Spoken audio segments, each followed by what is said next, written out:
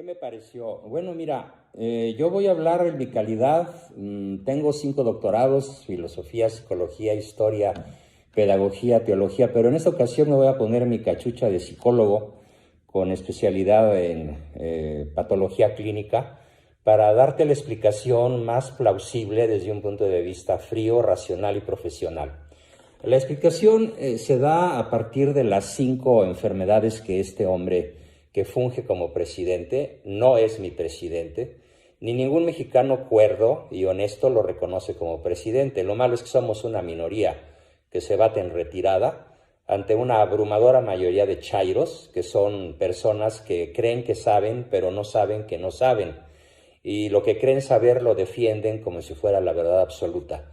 Con ese apoyo basado en la ignorancia inducida por el narcosistema desde 1928 hasta la fecha, pues ahí está, de presidente, un individuo que tiene un primer rasgo de personalidad muy claramente definido por sus conductas desde hace muchos años, pero particularmente en los últimos años, que es el rasgo de esquizofrenia. Esto quiere decir que el Señor no toma en cuenta la realidad como la realidad es, sino que para Él la realidad es como Él se la imagina, no como la realidad es. Esto da pie a que sus decisiones no sean objetivas, sino todo lo contrario, totalmente subjetivas, y esta subjetividad nos ha llevado a un desplome en la economía, en infinidad de campos que todos los días se atropellan como una enorme montaña de naipes que se está derrumbando a una velocidad asombrosa para conducir a México, ya de modo intencional, y esto por toda la gentuza que lo rodea, a una Venezuela del norte.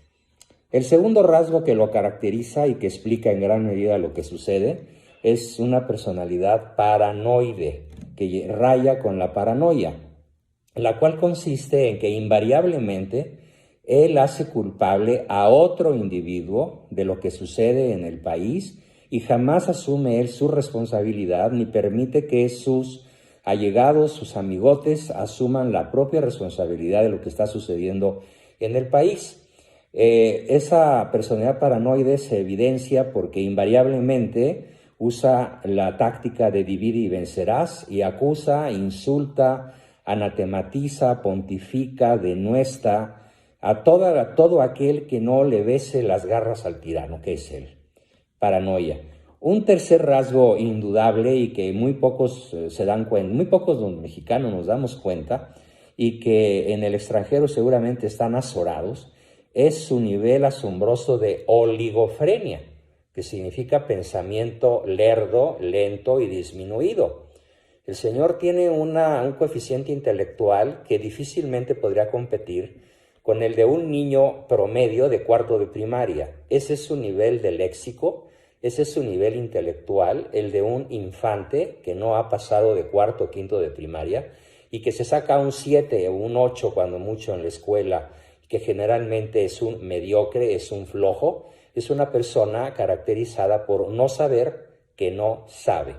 O sea, el chairo principal de este país, y la palabra chairo no es un insulto, es una definición coloquial utilizada acá en Chilangolandia, o sea, en la capital de México, para definir, como te lo dije hace un momento, a la persona que sufre, ya dicho en un lenguaje más filosófico, que sufre lo que los filósofos llamamos ignorancia invencible, culpable.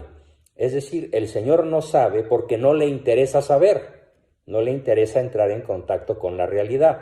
¿Por qué no quiere? Porque no puede. Él, en el fondo de sí, se siente impotente para acceder a las principales fuentes del conocimiento y salir de lo que aprendió de historia en cuarto de primaria, pero además de la historia oficial, llena de mentiras masónicas en donde los héroes son traidores y los traidores son héroes, como acontece en el caso de Iturbide, nuestro verdadero libertador, que fue fusilado por traidor a la patria, por la masonería a la cual malo Manuel Andrés López Obrador pertenece.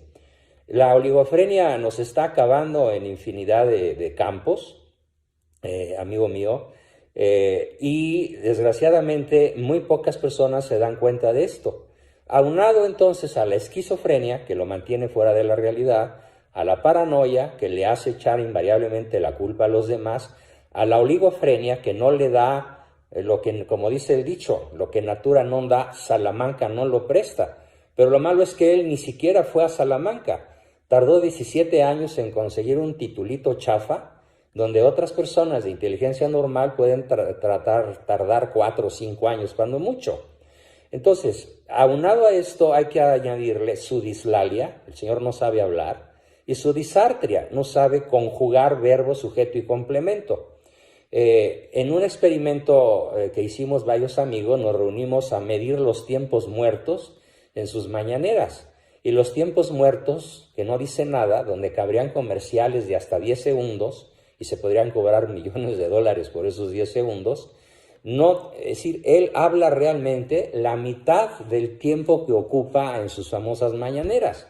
Entonces, la explicación de lo que aconteció ayer en Culiacán, que aconteció en multitud de partes, en Guanajuato, en Guerrero, aquí, más allá, donde todos los días, un día sí y otro también, hay masacres, 14, 15, 20, 50, o por ejemplo los 49 fugados de ayer en Culiacán, 49 presos fugados, liberados por los mismos narcotraficantes.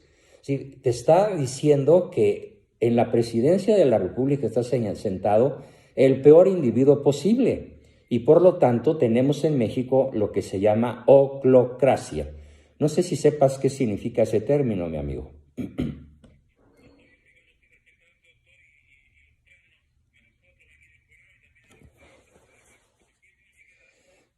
Oclocracia significa en griego el gobierno de los peores de la chusma. O sea, la chusma, la multitud, la horda, la es de la sociedad, ¿sí?, toma el mando y tienen un individuo, como dice Aristóteles. Si el gobierno de una nación, en el gobierno de una nación está un idiota, es porque está bien representado. Ajá. Eso es la oclocracia, y la palabra idiota la estoy utilizando en un término científico que está utilizado en el Manual de Psiquiatría DMS-4 de la Asociación Americana de Psiquiatras. Idiota es el que no se puede dar cuenta de la realidad como la realidad es, y que toma decisiones basadas en opiniones subjetivas, que carece de pensamiento abstracto y que no hace lo que hace una persona inteligente, que es rodearse de otros más inteligentes que él para tener una verdadera democracia que favorezca el bien de la mayoría. Él está gobernando, fíjate muy bien lo que voy a decir y quiero que se escuche a escala internacional, él está gobernando para el narcotráfico. Él es actualmente el capo di tutti capi del narcotráfico y distrae a la población con proyectos que, te lo aseguro, y dentro de unos años se podrán dar cuenta de lo que voy a decir, irrealizables. Hoy se comenzó la construcción del aeropuerto de Santa Lucía. Te puedo garantizar que nunca se terminará y nunca despegará ni aterrizará ahí ningún avión, porque técnicamente es imposible. No habrá refinería en Dos Bocas porque técnicamente, realistamente es imposible. Y no habrá Tren Maya porque tampoco es viable, ni es posible, ni habrá recursos, ni manera de hacerlo. Pero él dice, me canso, ganso, que se va a hacer. O sea, el señor vive en un mundo esquizofrénico, paranoide, oligofrénico, disártrico y dislálico.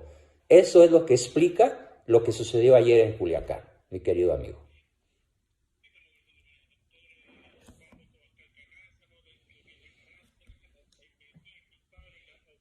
Ignorancia invencible culpable, exactamente, ¿sí? Porque hay otro tipo de ignorancia que es ignorancia invencible inocente, que es cuando la persona hace todo lo posible por salir de su ignorancia, pero el entorno no le da los medios para salir de ella. En ese caso hablamos de una ignorancia invencible inocente, no imputable a la persona, sino a sus circunstancias. En el caso de este señor es perfectamente imputable, porque él podría rodearse de personas que sí saben, como los que le han renunciado en el Seguro Social y en la Secretaría, nada menos en el SAT, en la principal Secretaría del Gobierno, la que maneja el dinero. El señor Carlos Ursúa le renunció precisamente porque Carlos Ursúa se dio perfectamente cuenta, igual que el del Seguro Social, de lo que te estoy diciendo, de la brutal realidad de la ignorancia invencible culpable, y por eso renunciaron.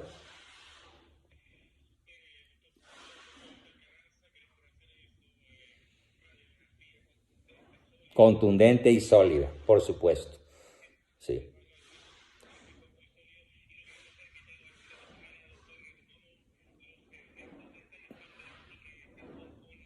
Catastróficos, son efectos catastróficos porque ahora la señal es que una pandilla armada con armas de alto poder, como lo estamos viendo en los videos tomados por particulares, desde ventanas, desde azoteas de edificios, tanquetas de armas reservadas al ejército, contra un par de patrullas que van a detener al hijo del principal capo que ha existido en América Latina, equiparable a Pablo Escobar. De ese tamaño es el Chapo Guzmán y pues, su hijo y su prole y los que siguen gobernando este país, que es un estado fallido. Más que eso, es un narcoestado en donde gobierna la oclocracia, es decir, el gobierno de los peor posibles, nacido de la chusma analfabeta.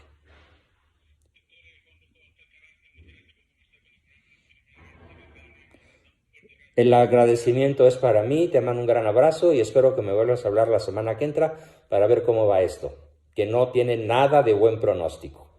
Al contrario, estamos de cara al abismo y la tragedia. Con mucha gratitud, amigo, que estés muy bien. Nos vemos, bye.